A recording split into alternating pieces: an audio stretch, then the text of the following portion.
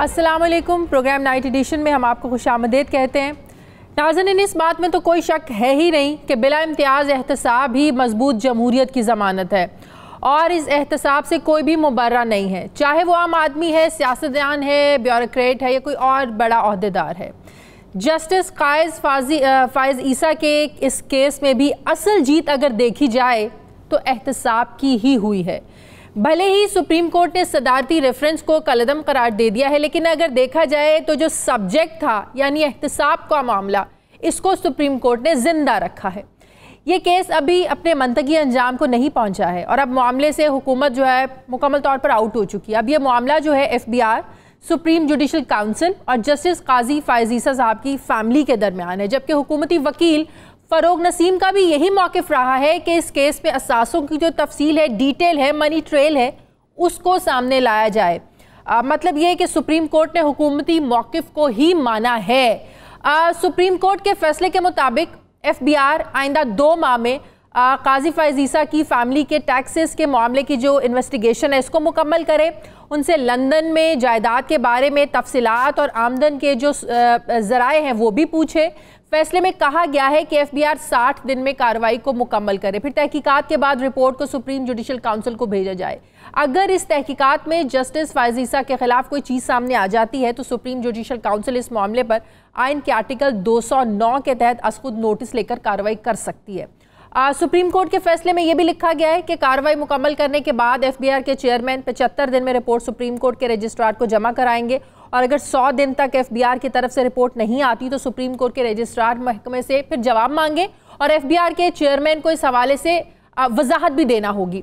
अदालत ने जो शॉर्ट जजमेंट है इसमें जस्टिस काजी फ़ाइज़ ईसा के खिलाफ सुप्रीम जुडिशल काउंसिल में दायर रेफरेंस को तो कलअदम करार दिया है, लेकिन किन वजूहात की बिना पर इसे कलअदम करार दिया गया इसकी तफसील जो यकीनन जो डिटेल जजमेंट आएगी उसमें सामने आ जाएगी। मुख्तलिफ बार काउंसिल्स की जानिब से पहले तो बड़ी खुशियाँ मनाई गई, लेकिन फैसले के कानूनी निकात को समझने के बाद अब पाकिस्तान बार काउंसिल ने इस फैसले पर नज़रसानी दरख्वास्त दायर करने का फैसला कर लिया है। Vice chairman Pakistan bar council Abid साकी ने कहा है कि हुकूमती दबाव में FBI से शफाफ तहकीकात की हमें उम्मीद नहीं है। अब खबरें ये भी आ रही हैं कि जस्टिस काजी फ़ाइज़ ईसा के वकला ने भी नज़रसानी दरख्वास्त पर मुशावरत शुरू कर दी है। इस सब पर बात करने के लिए मेरे साथ मौजूद हैं इसी केस में हुकूमती वकील जो बैरिस्टर फ़रोग नसीम साहब, उनसे मैं बात करूँगी डिटेल में। अस्सलाम वालेकुम, बहुत बहुत शुक्रिया फ़रोग नसीम साहब आपका, आपने वक्त दिया। फ़रोग नसीम साहब, इस फैसले की डिटेल में हम वो उस पर भी बात करेंगे, कौन जीता कौन हारा, इसके पस मंज़र क्या सारी कहानी है ये भी मैं आपसे पूछूंगी, लेकिन उससे पहले अगर मैं ये कहूँ कि ये एक तारीख़ी केस था, यकीनन आपके करियर का भी बड़ा इंपॉर्टेंट बड़ा अहम केस होगा। इससे पहले आपने आर्मी चीफ की मुद्दत मुलाजमत केस के हवाले से वो भी आपने हुकूमती नुमाइंदगी की सुप्रीम कोर्ट में हुकूमती वकील की हैसियत से। एक कॉलीग की हैसियत से अगर मैं आपसे पूछूं, जिनके सामने आप पेश होते रहे, जिनके साथ काम करते रहे, उनके ओपोनेंट ये केस लड़ना कैसा एक्सपीरियंस था आपका, कितना टफ था आपके लिए ये? बहुत टफ था, क्योंकि इशू ये था कि आई थिंक मैं ये कह सकता हूँ, सबको पता है कि बेंच भी हॉस्टाइल थी, सारे वकील एक तरफ खड़े हुए थे, मीडिया भी हॉस्टाइल थी और फिर जो हमारी पॉलिटिकल पार्टीज़ हैं PTI MQM, उसके अंदर बाज़ चीदा अनासिर जो थे वो भी मुखालिफ थे। तो ये तो एक बड़ी ही मुश्किल आप समझिए तनहा, क्योंकि मुझे ये कन्विक्शन था अल्लाह की तरफ से, ये बिल्कुल एक पुख्ता यकीन था कि देखिए अगर किसी भी कोई भी शख्स हो, X हो, Y हो, Z हो, चाहे वो सुप्रीम कोर्ट का जज हो या पॉलिटिशियन हो, तो एहतसाब तो ज़रूरी है। और एहतसाब का ये मतलब नहीं है कि कोई आदमी गिल्टी है, एहतसाब का सिर्फ ये मतलब है कि हिसाब दें, वेल्थ रिकन्सिलिएशन दें, मनी ट्रेल दें, सोर्सेज बताएं, और ये इसी पर ही सारा केस जो है आज तक कायम है। आप समझते हैं ये हार जीत का केस था फ़रोग नसीम साहब? जिस तरीके से पहले मिठाइयाँ बांटी गई, उसके बाद जब ڈیٹیل ججمنٹ کو پڑھا گیا, جو شارٹ ججمنٹ آئی, پھر کہا گیا نہیں فیصلہ تو ہم تو اس پہ نظر ثانی کی درخواست دائر کریں گے. لیکن اگر پھر جو میں نے فیصلہ پڑھا, جو دیکھا, جو سمجھا, اس میں یہی پتا چلا کہ جو ایک سبجیکٹ تھا, جو آپ لوگوں کا میٹر تھا احتساب کا, منی ٹریل کا, اس کو تو سپریم کورٹ نے سبجیکٹ کو تو زندہ رکھا ہے. مطلب یہ ہوا پھر ہار جیت کا معاملہ بیچ میں کہاں سے آ گیا؟ پھر مٹھائیاں کھانے والے بعد میں کیوں کہنے لگے کہ بھائی نہیں کھانی چاہیے تھی, غلط ہو گیا؟ دیکھیے, جب یہ آرڈر اناؤنس ہوا, میں اس وقت عدالت میں بیٹھا تھا, تو میں تو یہ سمجھ گیا تھا کہ 7-3 حکومت تو یہ کیس جیت گئی ہے. لیکن کورٹ سے نکلتے ہی جب جرنلسٹ حضرات نے مجھ سے یہ سوال جواب کیا, کیونکہ یہ لوگ شاید یہ سمجھ رہے تھے اور جرنلسٹ بھی شاید یہ سمجھ رہے تھے کہ شاید حکومت یہ کیس ہار گئی ہے, تو مجھ سے جب سوال کیا تو میں نے اسی وقت جواب دیا کہ کوئی یہ وہ کیس ہار جیت کا ہے نہیں, باقی دوسرے کیسز ضرور ہوتے ہیں ہار جیت کے. اور یہ میں آج بھی آپ کے پروگرام میں اس سے پہلے بھی کہہ چکا ہوں کہ دیکھیے ٹھیک ہے کہ ہم کیس تو یہ جیت گئے, لیکن میرا نہیں خیال کہ اس میں کسی کی ہار ہے کسی کی جیت ہے. اس میں صرف اور صرف جو جیتا ہے وہ سپریم کورٹ جیتا ہے, کیونکہ اس نے یہ ثابت کر دیا ہے کہ ان کے اپنے ججز جو ہیں وہ انہوں نے فیصلہ دے دیا ہے 7-3 کہ ہم لوگ بھی احتساب سے بالا تر رہی ہیں. تو میں سپریم کورٹ کی بڑی تعریف کروں گا کہ انہوں نے اپنے آپ پر یہ احتساب جو ہے نافذ العمل کر دیا ہے. اچھا, ججمنٹ میں یہ تو کہیں نہیں لکھا کہ یہ جو ریفرنس تھا یہ بدنیتی پر مبنی تھا, پھر اس بارے میں یہ پروپیگنڈا اور یہ کہنا کہ سپریم کورٹ نے یہ کہہ دیا کہ یہ ریفرنس ہی بدنیتی پہ تھا اس لیے ہم اس کو کالعدم قرار دے رہے ہیں, ججمنٹ میں تو یہ کہیں نہیں تھا.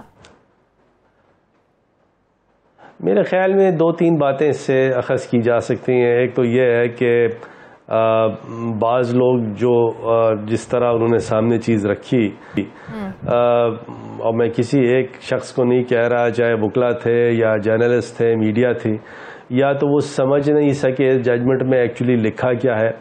اور بعض وہ شاید ایسے لوگ ضرور ہوں گے جن کی ایک خواہش تھی کہ یہ بدنیتی پہ یہ ریفرنس جو ہے اس پہ کوئی آبزرویشن آئے, تو وہ ان کی خواہش جو تھی وہ بالکل اس کو آگے تک لے گئے. اور مجھے نہیں پتا, دیکھیں میں آپ کو سچ بتاؤں, مجھے یہ نہیں پتا کہ لانگ آرڈر میں کیا ہوگا. لانگ آرڈر میں لیکن جو اس کا بنیادی پرنسپل ہے وہ یہ ہے کہ جو لانگ آرڈر ہے وہ شارٹ آرڈر کے فائنڈنگز کے بیونڈ نہیں جاتا. لیکن بہرحال سپریم کورٹ آف پاکستان ہماری اپنی سپریم کورٹ آف پاکستان ہے, اور وہ اپنی دانست میں جو صحیح فیصلہ کرے, ہم بالکل تابع ہیں سپریم کورٹ کے. پہلے بھی تابع تھے, ابھی بھی تابع ہیں, اور آگے بھی تابع ہوں گے. اچھا, آپ سے یہ پوچھوں کہ آپ کی دانست میں پچھلے 3-4 دن میں آپ نے کیا آبزرو کیا کہ سپریم کورٹ نے اس ریفرنس کو کالعدم قرار کیوں دیا؟ حالانکہ مقصد تو وہی تھا جو انہوں نے کہہ دیا کہ منی ٹریل آنی چاہیے, FBR کو معاملہ چلے گا, اس پر بھی میں بات کرتی ہوں. لیکن آپ کی کیا سمجھ ہے, آپ کی کیا رائے ہے, کیا وجوہات ہو سکتی ہیں کہ سپریم کورٹ نے ریفرنس کو کالعدم قرار دے دیا؟ مقصد تو ابھی بھی وہی چل رہا ہے جو آپ لوگوں کا تھا. میرا خیال میں سپریم کورٹ, میں غلط بھی ہو سکتا ہوں, اور کیونکہ اب کیس ختم ہو گیا ہے تو لہٰذا میں اس پہ شاید کچھ ایک ایکیڈیمک کامنٹ کر سکتا ہوں. شاید سپریم کورٹ نے یہ سوچا ہو یا یہ آرڈر میں آئے کہ کیونکہ یہ اس ریفرنس کو چلانے سے پہلے, اس کو بھیجنے سے پہلے ان کی جسٹس قاضی فائز عیسیٰ صاحب کی جو مسز ہیں, ان کے بچے ہیں, ان سے پہلے FBR کو پوچھنا چاہیے. اور جب وہ پوچھ لیں اور وہ منی ٹریل نہ دے سکیں, اس کے بعد یہ اس قسم کا ڈسپلنری ریفرنس جو ہے سپریم جوڈیشل کونسل کے پاس جانا چاہیے تھا. یہ میرے خیال میں ہو سکتا ہے ان کے ذہن میں یہ بات ہو, لیکن مجھے نہیں پتا کہ آگے آرڈر میں وہ کیا لکھتے ہیں. لیکن اچھا, کیونکہ یہ تھوڑا سا ڈسکشن سپریم کورٹ میں اس طرح کا ہوا تھا, اور ایک وقت ایسا آیا کہ سپریم کورٹ نے مجھے یہ کہا کہ آپ ہمیں انسٹرکشنز لے کے آئیں پرائم منسٹر عمران خان صاحب سے کہ اگر ہم یہ معاملہ FBR کو بھیج دیں اور پھر FBR سے یہ معاملہ جو ہے سپریم جوڈیشل کونسل چلی جائے, آپ کا شو کاز نوٹس پینڈنگ رہے گا. میں عمران خان صاحب سے ملا اور میں نے ان کو ایکسپلین کیا, اور میں نے کہا دیکھیے ہمارا کسی سے اینیموسٹی نہیں ہے, کسی سے ہماری کوئی عداوت نہیں ہے. قاضی فائز عیسیٰ صاحب ہوں یا کوئی صاحب ہوں, بالکل دل میں نہ آپ کے, نہ میرے, نہ صدر الوی کے یا فیڈرل گورنمنٹ کی کسی قسم کی کوئی دل میں کسی کی کوئی اینیموسٹی نہیں ہے, کوئی رائیولری نہیں ہے. تو ہمیں یہ بات مان لینی چاہیے تاکہ ہم یہ ثابت کر سکیں عدالت کے سامنے، اپنے بارافائٹس دکھا سکیں، گڈ فیتھ دکھا سکیں کہ دیکھیے ہم تو صرف یہ چاہتے ہیں کہ احتساب ہو.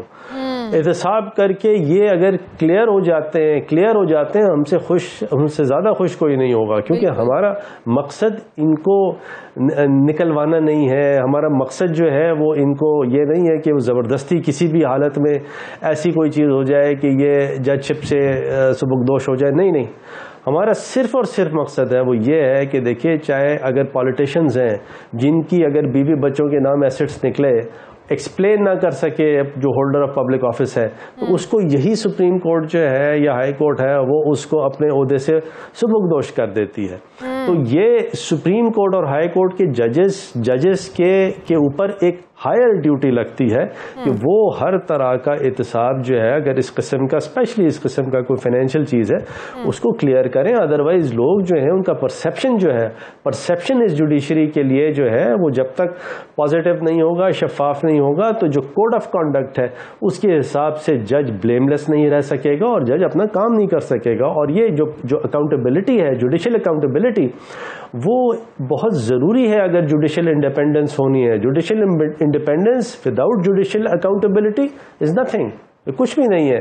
جبکہ جو دوسری سائڈ سے جو ہمارے بار کاؤنسل کے لوگ ہیں، میرے بھائی ہیں، میرے سر آنکھوں پہ ادب پہلے ان کو پٹیشنر بھی جو باتیں ہوئیں وہ یہ کہتے ہیں کہ کیونکہ میں ہائی کورٹ سپریم کورٹ کا جج ہوں، مجھ سے احتساب نہ ہو، مجھ سے احتساب نہیں ہو، اور اگر احتساب ہوگا تو یہ انڈیپینڈنس آف جوڈیشری کے خلاف ہے.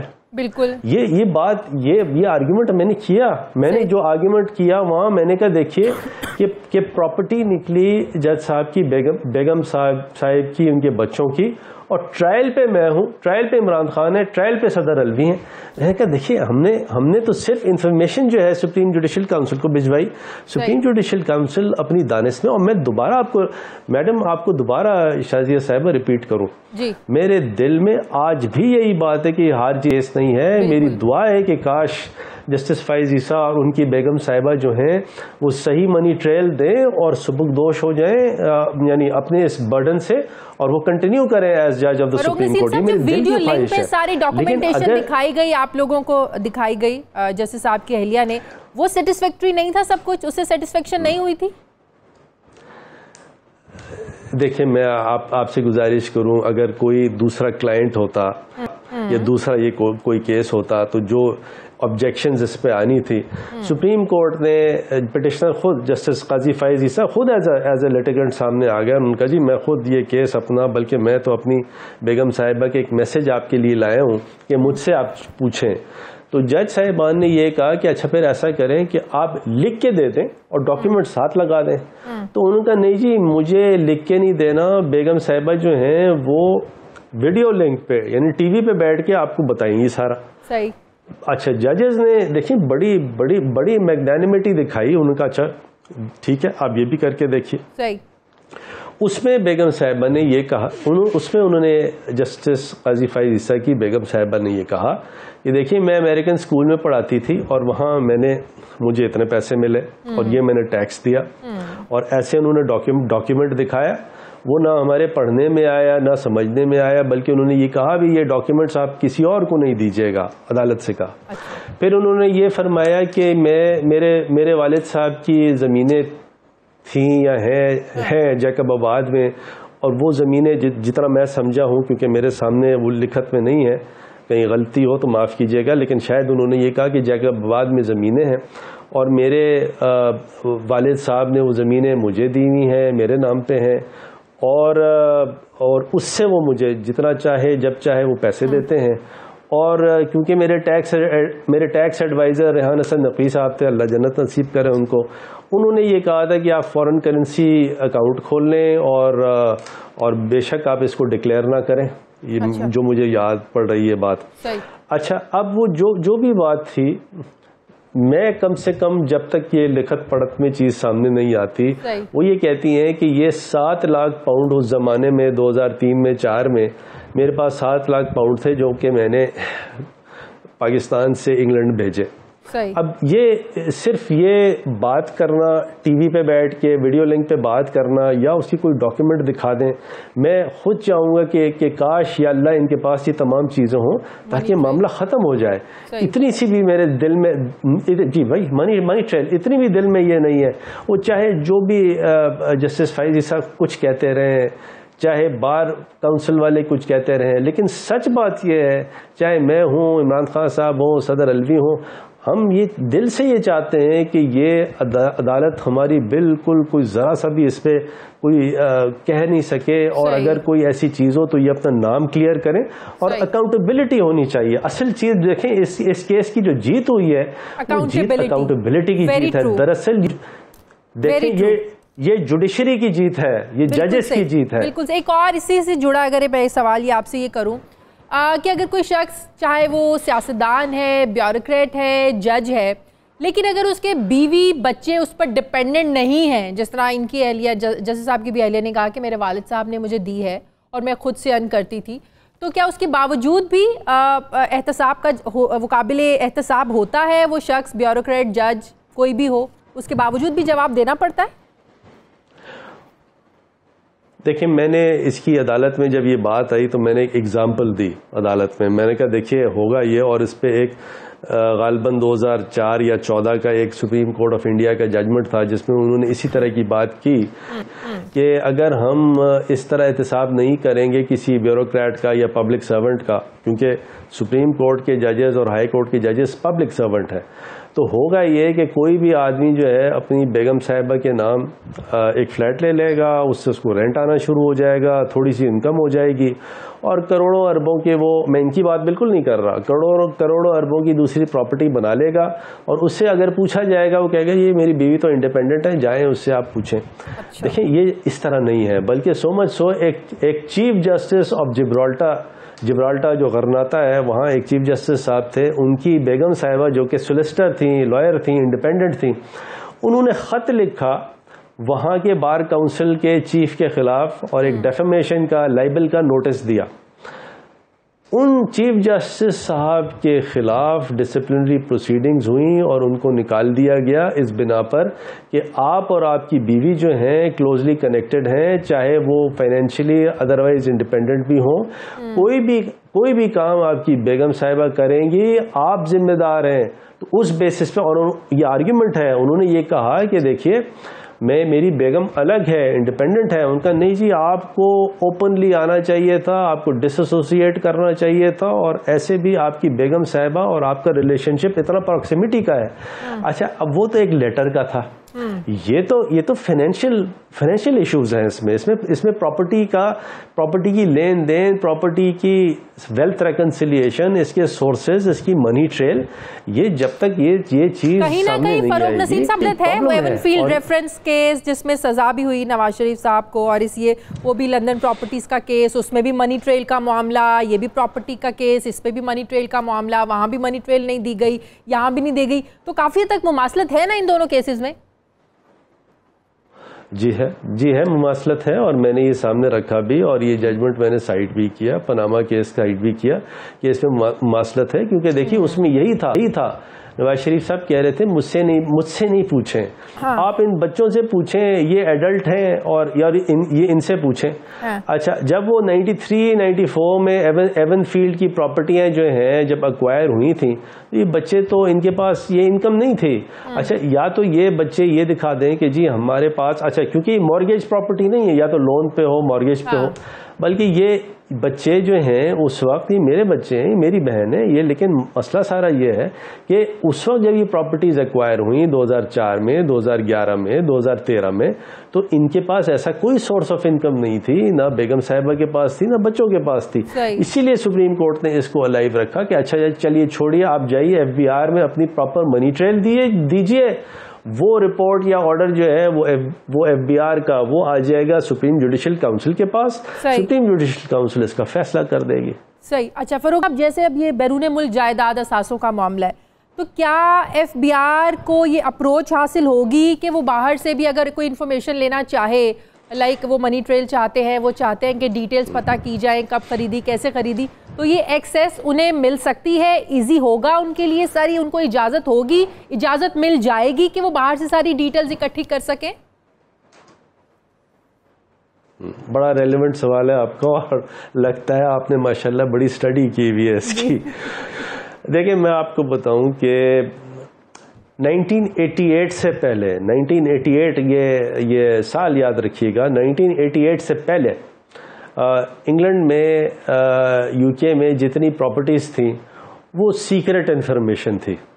لیکن 1988 کے بعد ان کا جو اسٹیچیوٹ آیا, جو نیا لا آیا, تو وہ اس کو پبلک ڈومین میں لے گئے.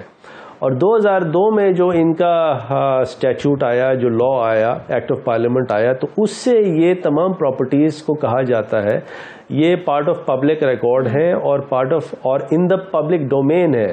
اور اگر کوئی چیز پبلک ڈومین میں ہو تو نہ اس کے لیے کہتے ہیں کہ سیکرٹ ہے, نہ کوئی یہ کہہ سکتا ہے کہ سرویلنس ہوئی. یہ کوئی چیز اگر پبلک ڈومین میں ہے تو بات ختم ہو جاتی ہے. اب ویب سائٹ ہے 192.com, آپ ابھی بیٹھی ہیں, پروگرام آپ کر رہی ہیں, ڈیمو میں نے, اور یہ ڈیمو دینے کے لیے بھی ہم سارے تیار تھے سارا کچھ, کہ 192.com میں آپ اگر کسی کا بھی نام لکھے تو اس نام سے اس آدمی کا وہ ایڈریس آ جاتا ہے جس میں وہ رہ رہا ہوتا ہے. اور پھر اس ایڈریس کو اگر آپ دوسری ویب سائٹ ہے لنڈن رجسٹری کی, اس میں اگر آپ ڈالیں تو یہ پتہ پڑ جاتا ہے کہ یہ پراپرٹی کس کی اونرشپ میں ہے, کتنے میں خریدی گئی, کتنے میں بیچی گئی, اور وہ تمام خرید و فروخت کی ویلیو جو ہے وہ پبلک ریکارڈ ہے, اور وہ ایکچولی اس ریفرنس میں لگی ہوئی ہے. اور اس ریفرنس میں جو یہ پبلک جو یہ پراپرٹیز تھیں, اس کی خرید و فروخت تھی, اس کی ویلویشن تھی, وہ جسٹس قاضی فائز عیسیٰ نے ڈینائی نہیں کیا آج تک, اور یہ accepted admitted piece of evidence ہے. اور اس پہ کوئی فیکٹ ان ایشو نہیں ہے. یہ بالکل ایسی چیز ہے کہ جس پہ یہ آلریڈی انفارمیشن پبلک ڈومین میں ہے اور اویلیبل ہے. اب تو یہ کیس فائل کرنے کے بعد تو یہ سب کو یہ بات پتہ چل گئی. تو جیسے آپ کا سوال تھا کہ ایف بی آر کے پاس وہ تمام ذرائع ہیں, تمام وہ پروٹوکالز ہیں, میرے خیال میں یونائٹڈ نیشنز کے, OECD کے, وہ تمام ہے جس سے وہ بالکل جانکاری حاصل کر سکتے ہیں. لیکن یہاں تو کیونکہ تمام چیزیں ایڈمیٹڈ ہیں, وہ ڈاکیومنٹس آن ریکارڈ ہیں, تو اتنی لمبی ایکسرسائز نہیں ہے. ان کو صرف جو بیگم صاحبہ ہیں اور بچے ہیں ان کو صحیح اس کی منی ٹریل دے دیں, سورسز دے دیں, یہ بتا دیں یہ پیسے گئے کہاں سے, کیسے گئے یہاں سے. کیونکہ دیکھیں یہاں شاید اسٹیٹ بینک کا بھی سرکولر ہے کہ اگر پاکستان سے پیسے کوئی باہر لے جا سکتا ہے یا تو ایجوکیشن ہو یا میڈیکل ریزنز ہو, لیکن کوئی آدمی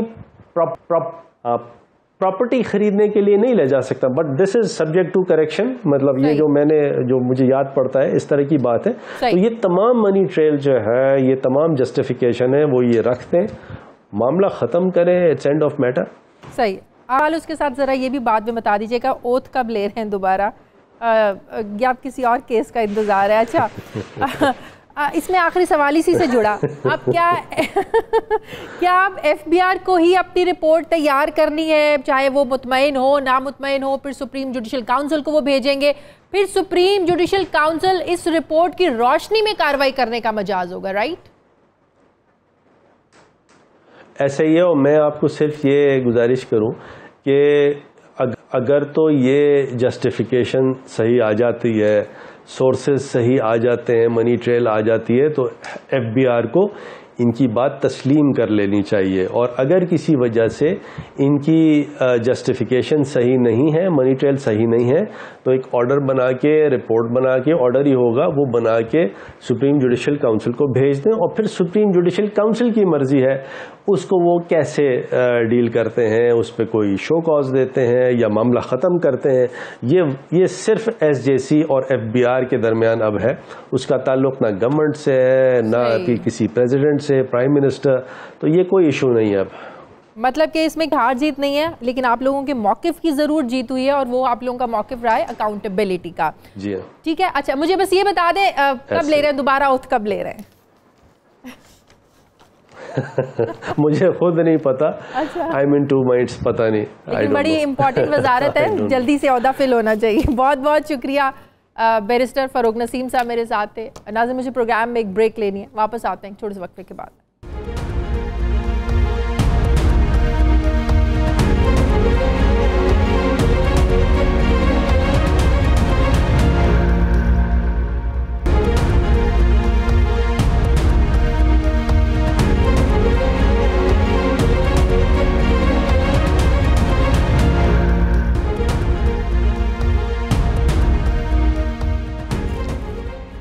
ناظرین, جون کا مہینہ پاکستان میں کورونا کے حوالے سے انتہائی خطرناک ثابت ہوا ہے, جبکہ حکومت اور دیگر ادارے یہ وارننگ دے رہے ہیں کہ جولائی اور اگست میں کورونا وائرس کے پھیلاؤ سے صورتحال جو ہے یہ مزید خراب ہو سکتی ہے.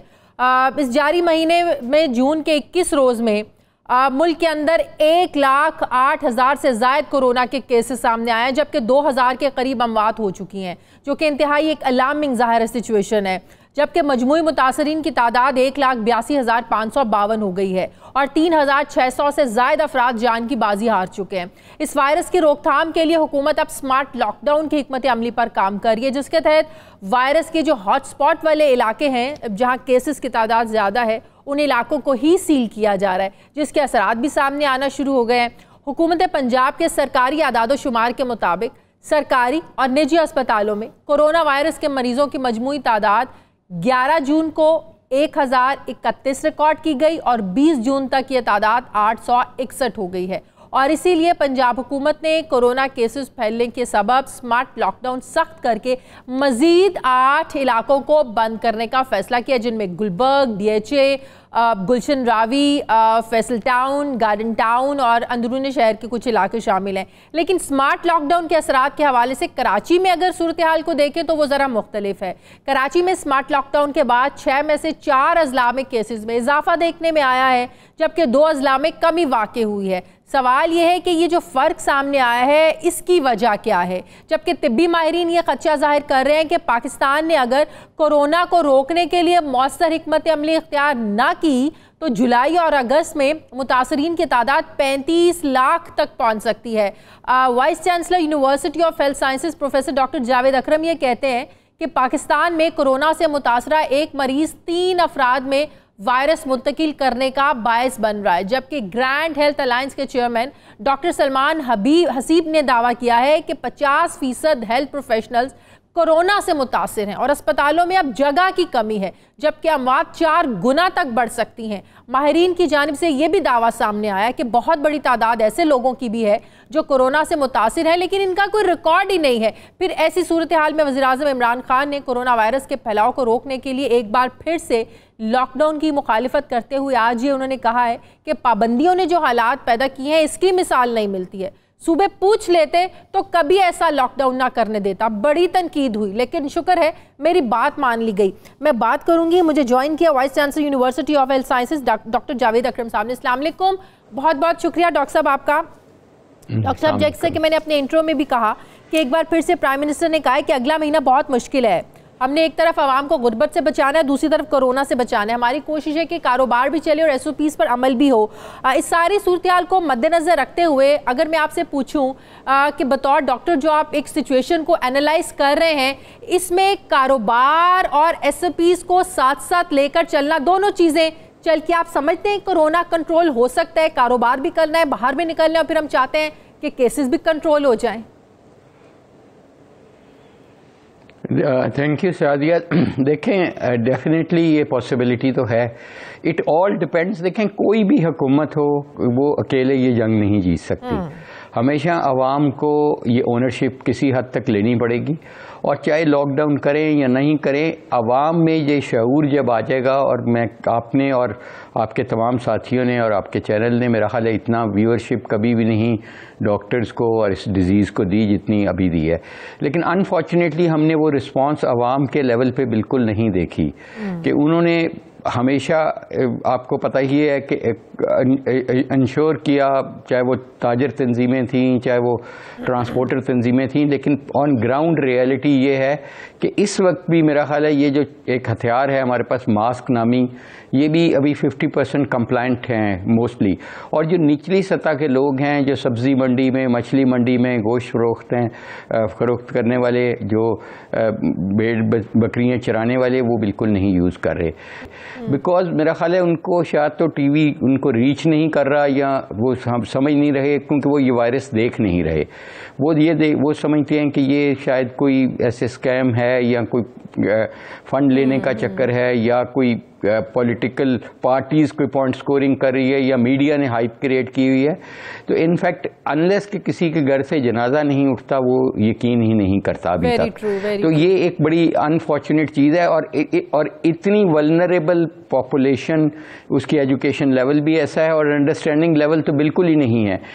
ہماری کلینکس پہ رش کم ہوتا ہے، کوئی جادو ٹونے کرنے والے کی ادھر چارپائیوں کی چارپائیاں لگی ہوتی ہیں، تو بہت سپرسٹیشن ہے. اور اس پہ سونے پہ سہاگا یہ ہوتا ہے کہ کوئی نہ کوئی پولیٹیکل پارٹیز میں ایسی پوائنٹ سکورنگ شروع ہوتی ہے، چاہے وہ اسمبلی ہو، چاہے وہ میڈیا ہو، کہ وہ بالکل ہی سونے پہ سہاگا ہو جاتا ہے. اور وہ اسمبلی کا جو سیشن ہوا، یہی سچویشن رہی، اسی ریشو سے کیسز بڑھتے رہے، اور لوگ جو ہمیشہ سے ڈاکٹرز بھی کہہ رہے ہیں کہ لوگ غیر سنجیدگی کا مظاہرہ کرتے رہے، تو جولائی کا مہینہ جو بہت کہہ رہے ہیں کہ الارمنگ ہو سکتا ہے، پرائم منسٹر بھی بار بار کہہ رہے ہیں، تو یہ نمبرز کہاں تک جا سکتے ہیں؟ دیکھیں ابھی آپ نے جب انٹرو میں کہا تو آر فیکٹر ایک چیز ہوتی ہے جو پریڈکٹیبلٹی فیکٹر ہے، اور وہ انٹرنیشنلی وہ یوز ہوتا ہے. وہ لنڈن میں تقریباً 2 کے قریب تھا، 2.5 کے قریب تھا، اور اس وقت وہ انہوں نے 1 کی سطح سے نیچے رکھا ہوا ہے. اور یہی ایک سکسیس فیکٹر ہے کہ جو آپ دیکھتے ہیں کہ ریپروڈکشن دیکھتے ہیں کہ فیکٹر کتنا ہے. تو انفارچونیٹلی پاکستان میں اس وقت بھی ہم 2.5 اور 3 کے درمیان پھر رہے ہیں. لاہور میں ڈیفینیٹلی جیسے آپ نے بالکل صحیح کہا کہ کچھ ہاسپٹلائزیشن، نمبر آف ہاسپٹلائزیشن ضرور کم ہوئی ہیں، لیکن اس کی ایک بڑی وجہ یہ ہے کہ جو مائلڈ ٹو ماڈریٹ ڈیزیز ہیں انہوں نے اب اپنے گھر پہ اپنے آپ کو خود ہی علاج وہیں پہ کر رہے ہیں، کسی معالج کے ذریعے ٹیلی فون پہ. میں کئی سینکڑوں مریضوں کا علاج کر رہا ہوں گھر پہ. انہوں نے آکسی میٹر بھی گھر پہ لے لیا، آکسیجن سلنڈر بھی گھر پہ لے لیا. تو ایک یہ بھی فیکٹر ہے ریڈکشن ان ہاسپٹلائزیشن. یہ مطلب یہ ہوا کہ جانے کی ضرورت تب پیش ہے جب بہت زیادہ آپ کو جو ہے نا وہ سانس لینے میں مسئلہ ہو، آپ کے لنگز بہت زیادہ جو ہے نا وہ کام کرنا چھوڑے، تو آپ ہاسپٹل جانے کی طرف بھاگیں. پھر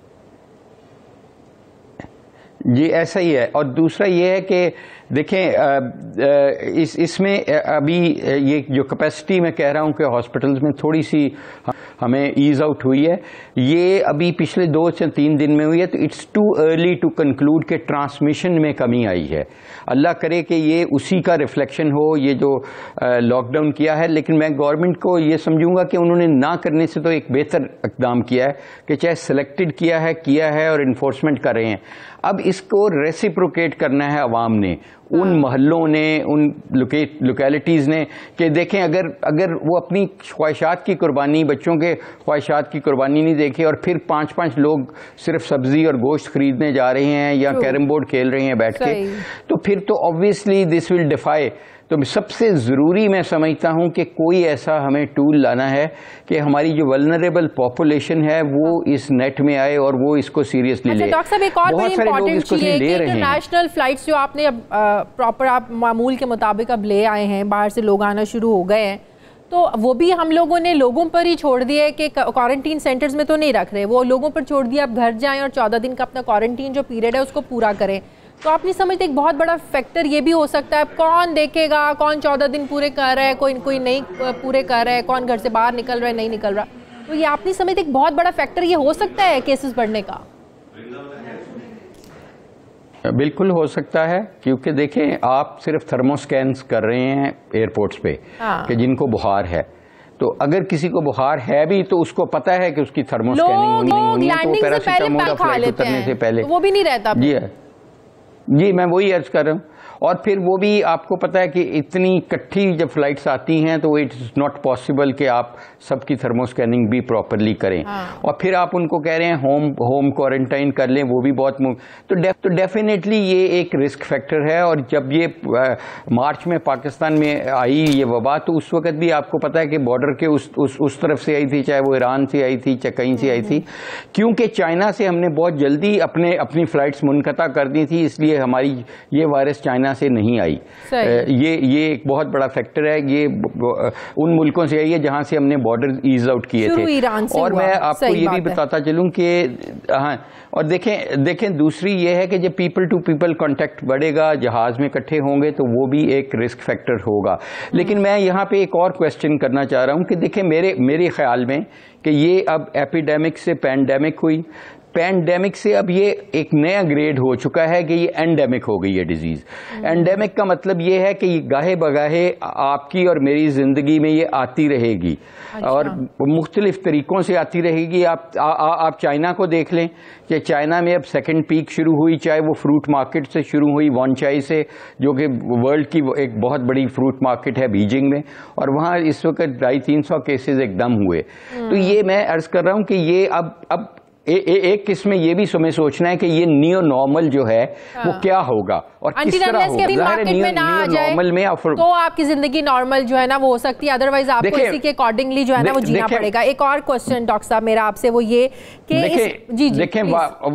دیکھیں میں یہ ویکسین پہ صرف آپ کو بتا دوں کہ دیکھیں ویکسین سے ہمیں بہت زیادہ ہوپ فل نہیں ہونا چاہیے. تقریباً 9 کے قریب گروپس ناکام ہوئے, اور یہ RNA وائرس ہے. اور ریمبر کہ جو ایڈز کی HIV کی وائرس ہے اس پہ ہم 40-50 سال سے کام کر رہے ہیں, ہمیں کوئی ویکسین نہیں ملی. ہیپیٹائٹس C کی بھی RNA وائرس ہے اور یہ بھی RNA وائرس ہے. It's not that easy, even produce ہو بھی جائے تو ٹرائلز میں کس طرح کامیاب ہوتی ہے. تو یہ جو نیو نارمل ہے نا کہ جس میں ہم نے اپنی ایکٹیویٹیز بھی جاری رکھنی ہے, ہم نے اور سیف بھی بنانا ہے, that is extremely important for individuals, for groups, for studios, for hospitals, for offices, کیونکہ ظاہر ہے ہم نے امتحان بھی لینے ہیں. ہم نے ساروں بہت بہت شکریہ vice chancellor university of health science doctor Javed Akram صاحب میرے ساتھ ہیں. مجھے پروگرام میں ایک بریک لینی ہے, ناظرین واپس آتے ہیں ایک چھوٹے سے وقفے کے بعد.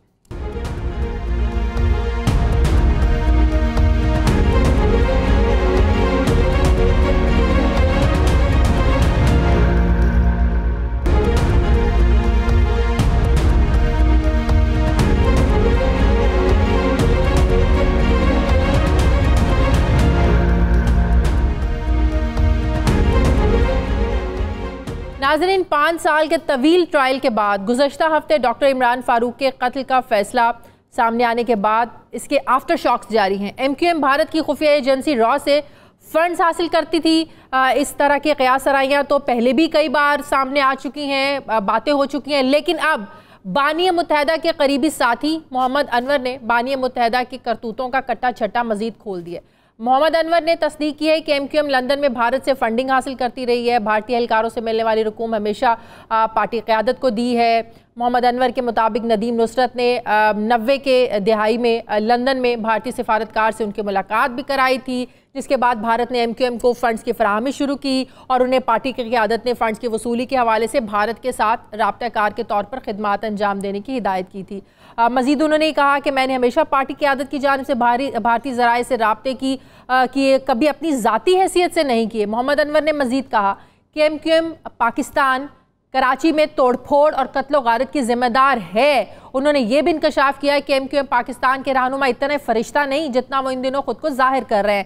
کراچی میں بڑے پیمانے پر توڑ پھوڑ اور قتل و غارت کے ذمہ دار MQM کراچی کے عہدیدار ہیں. ڈاکٹر عمران فاروق کے قتل میں اپنے کسی بھی طرح ملوث ہونے کی تردید کرتے ہوئے انہوں نے کہا کہ سابق گورنر سندھ ڈاکٹر عشرت العباد کو بھی ڈاکٹر عمران فاروق سے متعلق تفتیش میں شامل کیا جائے. جبکہ محمد انور نے بھی یہ پیشکش کی ہے کہ اگر ضرورت پڑی تو وہ حقائق بتانے کے لیے برطانوی اور پاکستانی حکام سے تعاون کریں گے. محمد انور نے یہ بھی دعویٰ کیا کہ MQM کبھی بھی پاکستان کے خلاف نہیں رہی ہے. سوال یہ ہے کہ بانی متحدہ کے قریبی ساتھی محمد انور کو یہ تمام باتیں اب کرنے کی ضرورت کیوں پیش آئی, وہ اتنے عرصے سے کیوں خاموش تھے. دوسری طرف کراچی کے سابق میئر اور چیئرمین پاک سرزمین پارٹی مصطفیٰ کمال نے فیصلے پر 3 دن کے بعد اپنا رد عمل دیا اور کہا کہ فیصلے پر اب تک اس لیے خاموش تھا کیونکہ میں یہ دیکھنا چاہتا تھا کہ نام نہاد مہاجروں کے نمائندے اپنی غلطی کا اعتراف کریں گے یا نہیں، مگر انہوں نے اعتراف نہیں کیا۔ مصطفیٰ کمال نے یہ بھی کہا تھا کہ میرے سامنے بانی متحدہ نے کہا کہ بھارت اسے پیسے دیتا ہے، جبکہ MQM پاکستان بحالی کمیٹی کے سربراہ ڈاکٹر فاروق ستار، ہم نے دیکھا کہ جب عمران فاروق قتل کیس کا فیصلہ آیا انہوں نے فیصلے کے فوراً بعد اپنا رد عمل دیا اور کہا کہ یہ فیصلہ مناسب ہے، انہوں نے فیصلے کو مناسب قرار دیا۔ اسی پر میں ان سے بات کروں گی، مجھے جوائن کیا ہے ڈاکٹر فاروق ستار، سربراہ MQM پاکستان بحالی تحریک۔ السلام علیکم، بہت بہت شکریہ ڈاکٹر صاحب آپ نے وقت دیا۔ ڈاکٹر صاحب جب عمران فاروق وعلیکم السلام، آپ کا بھی شکریہ۔ جی، جب عمران فاروق قتل کیس کا فیصلہ آیا آپ نے یہ کہا کہ یہ مناسب فیصلہ ہے، آپ نے اس پر جلدی اپنا ریاکشن دیا، لیکن اب اس فیصلے کے بعد جو MQM لندن کے لوگوں کی جانب سے جو انکشافات آ رہے ہیں، محمد انور کی جانب سے جو انکشافات سامنے آئے کہ کیسے بھارت MQM کو فنڈنگ کرتا رہا، کیا کچھ جو ہے نا وہ کراچی میں بھی ہوتا رہا، یہ موقع کیوں چنا؟ اس موقع پر ان انکشافات کا کیا مقصد ہو سکتا ہے ڈاکٹر صاحب؟ یہ تو ایم انور ہی بتائیں گے کہ اتنے سالوں سے اگر کوئی بات تھی اور وہ جو کہہ رہے ہیں وہ سچ ہے اور حقیقت ہے اور وہ اس میں پوری طرح سے شامل رہے ہیں اس طرح کے رابطوں میں، اور یہ پیسے بھی آتے رہے ہیں اور یہ لندن میں ساری چیزیں ہوتی رہی ہیں، تو میں سمجھتا ہوں کہ اس کی یہ ٹائمنگ جو کہ ڈاکٹر عمران فاروق کے قتل کے کیس کے فیصلے جہاں ان کے بھی وارنٹ جاری ہوئے ہیں اس سے کیا اس کا کوئی تعلق ہے یا نہیں ہے، یہ تو ایم انور ہی بتا سکتے ہیں کہ اس کا کیا پس منظر ہے۔ میں آپ سے یہ پوچھنا چاہتی ہوں، اب یہ ساری باتیں لندن MQM پاکستان ایک تھی، میڈیا میں ایسی باتیں آنے سے پہلے بھارتی خفیہ ایجنسی را سے پیسے لینے کی باتیں جس طریقے سے منظر عام پر آئیں، اس سے پہلے کیا پارٹی میں کبھی اس طرح کی ڈیبیٹ نہیں ہوئی تھی؟ آپ لوگوں کے کبھی علم میں نہیں رہا کہ پارٹی کو فنڈنگ کہاں سے رہی ہے؟ کبھی آپ لوگوں کو نہیں پتا چلا؟ کبھی زیر بحث نہیں آئے معاملات؟ دیکھیں، میں اسٹوڈنٹ لائف سے APMSO میں 1 سال بعد ہی شامل ہو گیا اور آج تک میں اس نظریے، سوچ، فکر اور اس کی روح کے ساتھ ہوں جو ایک middle class urban educated politics کہتے ہیں۔ اب اس میں اتنے سالوں میں کہیں پر جھوٹ یا سچ، کوئی تشدد کا کوئی اس طرح کا واقعہ یا کیس مجھ سے منسوب نہیں ہے جسے بہت ہائی پروفائل طرح کا کوئی آپ کیس کہیں۔ دوسرا، کرپشن کا اللہ کے فضل و کرم سے کوئی اسکینڈل بھی یا کوئی الزام بھی یا کوئی مقدمہ بھی الحمدللہ میرے خلاف نہیں ہے۔ تو میں صرف یہ کہوں گا کہ میں ہیئر سے پہ نہیں جاتا، سنی سنائی پہ نہیں جاتا، جب تک کہ مجھے ہارسز ماؤتھ سے، جیسا کہ مصطفیٰ کمال کہتے ہیں کہ انہوں نے خود کہا کہ بھارت سے پیسے آتے، یہ مصطفیٰ کمال کا کہنا ہے۔ اسی طرح ایم انور کہتے ہیں کہ ہاں مجھے ندیم نصرت نے ملایا سفارتکار سے اور پیسے میں لے کے آتا تھا اور پیسے میں قائد کو یا بانی یا جو MQM کے اس وقت سربراہ تھے ان کے ہاتھ میں دیتا تھا، لیکن میرے علم میں اس طرح کی کوئی بات نہیں تھی، نہ محمد انور نے کبھی بتائی، نہ مصطفیٰ کمال نے الگ ہونے سے پہلے کبھی میرے علم میں۔ وہ تو جب 3 مارچ کو آئے تو انہوں نے یہ انکشاف کیا۔ تو میں بہت بڑا ذمہ دار سیاسی کارکن، نظریاتی سیاسی کارکن ہوں، میں ان سارے پروپیگنڈے میں کیا سچ ہے کیا جھوٹ ہے اس کے پیچھے اس عمل کو نہیں خراب کرنا چاہتا۔ اس میں میری کمیونٹی کا، مہاجروں کا، مظلوموں کا، مڈل کلاس کا، غریبوں کا کوئی قصور نہیں ہے۔ اگر ایون MQM کے فاؤنڈر بھی اس طرح کی چیزوں میں انوالو رہے تو دیکھیں یہ میرا کریج ہے کہ 23 اگست کو، میں تو 22 اگست کو الگ کر رہا تھا، جب پہلی مرتبہ ٹھوس ملک کے خلاف نعرے لگے، میرے کانوں نے سنے، میری آنکھوں نے وہ سارا منظر دیکھا، تو میں نے اسی وقت فیصلہ کیا کہ اب یہ شکوک و شبے کی بات نہیں ہے، یہ تو مکمل یقین، میرے کانوں نے ساری باتیں سنی ہیں، تو مجھے اب پارٹی کو الگ کرنا ہے۔ میں نے MQM کے بانی کو، الطاف حسین کو، میں نے مصطفیٰ عزیز آبادی کو، قاسم کو، ایم انور کو، طارق میر کو، ان سب کو پارٹی سے نکالا، میں نے پارٹی کو ان سے الگ کیا اور MQM لندن کو MQM پاکستان بنایا۔ یہ پہلی مرتبہ جب ٹھوس بات تھی۔ دوسری مرتبہ جب برطانوی اداروں کے تعاون سے ان کے ثبوت اور شواہد حمایت فراہم کرنے کے بعد جب یہ صورتحال ہوئی اور یہ مقدمہ چلا اور اپنے کسی منطقی انجام تک پہنچا تو میں نے کورٹ کی کریڈیبلٹی ATC میں نے یہ بات ہی نہیں کی. میں نے قانونی موشگافی میں جائے بغیر ان کی بیوہ کے ٹویٹ کو دیکھا, ان کی والدہ کے اطمینان کو دیکھا. میں ان کے ساتھ کھڑا ہوں, شہیدوں کے ساتھ کھڑا ہوں. میں نے کہا مناسب فیصلہ ہے, ان کے کلیجوں کو ٹھنڈک ہوئی ہے, میں نے اس فیصلے کو بھی مان لیا. تو میں ٹھوس باتوں پہ جاؤں گا. اب ایک ٹھوس بات تیسری آئی ہے, ایم انور کا یہ بیان. میں چاہتا ہوں کہ برطانوی ادارے اسی طرح تعاون کریں پاکستانی ایجنسیوں کے ساتھ, پاکستانی اداروں کے ساتھ, اور یہ معاملہ بھی اپنے منطقی انجام تک پہنچے تاکہ دودھ کا دودھ اور پانی کا پانی ہو جائے. اور اس کی سزا میری پوری برادری, کمیونٹی, کراچی شہر, سندھ کے شہروں کو نہ ملے جہاں ہمارے خلاف تو سب کچھ ہو رہا ہے, لیکن یہ ہے کہ 12 سالوں سے بلا شرکت خیر پیپلز پارٹی وڈیرے حکمراں جو کراچی کے ساتھ کر رہے ہیں, جو 12 سال سے ایک بوند اضافی پانی کراچی کو نہیں ملا. لیکن یہی ایم کیو پیپلز پارٹی کی حصہ بھی رہی ہے نا, شراکت اقتدار بھی رہی ہے نا اسی پیپلز پارٹی کے ساتھ. تو میں یہی تو کہہ رہا ہوں, اس سیاسی غلطیوں کو تو میں تسلیم کرتے ہوئے وے فارورڈ آگے کی بات کر رہا ہوں. اب ہمیں بھی اس بحث سے نکال کر ہمیں بھی لوگوں کی خدمت کا موقع دیں. اگر آپ سمجھتے کہ ہم بھی اس ساری لیگیسی کا حصہ تھے تو یہ موقع تو دیں کہ ہم اپنے نئے بچوں کو, نوجوانوں کو, یوتھ کو ان کے ہاتھوں میں یہ قیادت دے کے جائیں. ایک اچھے پڑھے لکھے سلجھے ہوئے لوگ جو ہر زبان بولنے والا ہو. کراچی کثیر الایکائی شہر ہے, اس میں ایک زبان بولنے والے نہیں ہیں, اس میں ساری زبان بولنے والے. سب کی ہم شہر میں دے دیں. پاکستان 22 اگست کے بعد 2016 کے بعد ایم کیو ایم پاکستان بنی, پھر ایم کیو ایم پاکستان کا شیرازہ بکھرتا ہے, پھر ایم کیو ایم بہادر آباد بنتی ہے, ایم کیو ایم PIB آپ کی بنتی ہے. پھر آپ نے کہا میں ایم کیو ایم پاکستان بحالی تحریک جو ہے نا وہ چلاؤں گا. ایم کیو ایم جو پہلے والی ایم کیو ایم تھی, جو ایک کامیاب ایم کیو ایم تھی, جس میں پڑھے لکھے لوگ تھے, جو ایک ڈسپلن ایم کیو ایم تھی, میں اس کو واپس لاؤں گا. لیکن ہم لوگوں نے 2018 کے انتخابات میں بھی دیکھا جس طریقے سے آپ لوگوں کے دھڑے بنے, جو نقصان ہوا, پھر آپ نے جو ایک تحریک چلائی, اس کا ابھی تک کیا رزلٹ نکلا ہے؟ کتنے آپ کامیاب ہو چکے ہیں لوگوں کو اپنی طرف انگیج کرنے میں کہ آئیں ہم نے اسی ایم کیو ایم کو دوبارہ زندہ کرنا ہے, 22 اگست سے پہلے والی ایم کیو ایم کے ساتھ ہمیں نہیں چلنا ہے, ہم وہ ایم کیو ایم بنائیں گے جس کا ایک مقصد تھا, جس کا ایک نظریہ تھا. دیکھیں, جو عام آدمی یا مڈل کلاس کی ایک تنظیم تھی جس نے ایسے MNAs MPs بنائے جو گنے کی مشین چلانے والے تھے, ٹیکسی چلانے والے تھے, جو ریڈی لگانے والے لوگوں کو بھی پارلیمان میں یا صوبائی اسمبلیوں میں بھیجا. تو یہ وہ ایم کیو ایم ہے. پھر جس کا میئر 28 سال کا جب مجھے بنایا گیا, مصطفیٰ کمال 33 سال کے ٹیوشن پڑھا کر ڈاکٹری کرنے والا, ڈاکٹر بننے والا, سیلف میڈ کسی آدمی کو یہ موقع دینا, یوتھ کو امپاور کرنا, تو میرے خیال میں یہی وہ ایک عمل ہے جو پاکستان کو بھی آگے لے جائے گا. اور کراچی ترقی کا, پاکستان کی ترقی کا انجن اور معیشت کا مرکز ہے, اور ساری زبان بولنے والے سارے علاقے کے پاکستانی یہاں ہیں. اون کراچی, سیو کراچی, میک کراچی. تو میں نے بہت 2 سال میں محنت کر کے ایک بڑا نیٹ ورک نوجوانوں کا بنایا ہے. میرے تقریباً ہر UC میں میرے پینل تیار ہے, وہاں اسٹرکچر تیار ہے. روح میرے پاس ہے ایم کیو ایم کی, جسم ان کے پاس ہے. یہ جسم ملے تو اس میں یہ روح ڈالیں گے, ورنہ یہی روح ایک آزاد حق پرست گروپ کے طور پر انشاءاللہ پہلا اٹیمپٹ کرے گی بلدیاتی انتخابات میں. اور یہ پتنگ کی آڑ میں وہ جو جذباتی وابستگی ہے لوگوں کی پتنگ کے ساتھ, انشاءاللہ تعالی ان کو پتنگ کے پیچھے سے نکالیں گے, اگلے انتخابات میں ایم کیو ایم بہادر آباد اور آپ کی ایم کیو ایم کو الگ دیکھیں گے.